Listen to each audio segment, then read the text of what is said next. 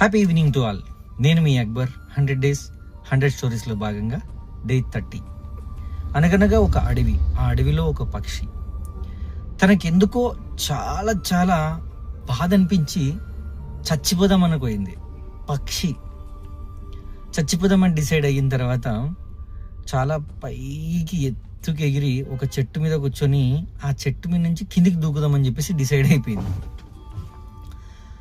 బాగా ధైర్యం తెచ్చుకొని నేను చనిపోవాలి ఖచ్చితంగా అని చెప్పేసి ఆ చెట్టు మీద నుంచి కళ్ళు మూసుకొని కిందికి దూకింది. ఆ కిందికి వచ్చే క్రమంలో తనను తాను తెలుసుకున్నది ఏంటి అని అంటే,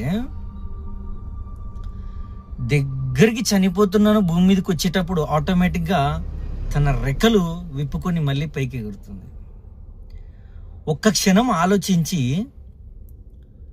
పైకి ఎందుకు వచ్చినా నేనని చెప్పేసి మళ్ళీ ఎగిరేసి పైకి వచ్చి చూస్తే ఆ పక్షికి అర్థమైంది ఏంటంటే, నేను ఎందుకు చనిపోదాం అనుకుంటున్నాను, నాకు ఎవరు లేరనే, నన్ను బతికించడానికి నా రెక్కలు ఉన్నాయి కదా, నా రెక్కలే కదా నన్ను బతికించేది,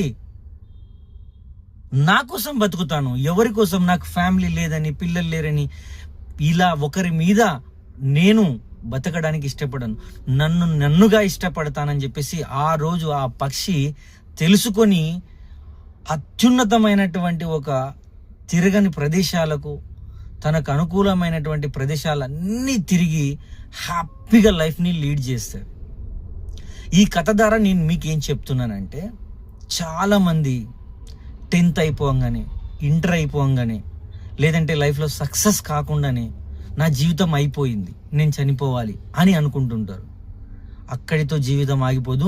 నువ్వు ఎప్పుడైతే ఫెయిల్యూర్ అయ్యావో అక్కడ నీకు ఒక మంచి ఆపర్చునిటీ ఇంకొకటి ఎదురొస్తుంది అని చెప్పేసి మీరు తెలుసుకోండి. అక్కడ మొదలవుతుంది విజయం. ఓడిపోయారా, ఖచ్చితంగా మీరు విజయానికి ఒక అడుగు దగ్గరయ్యారని గుర్తుపెట్టుకోండి. Thank you.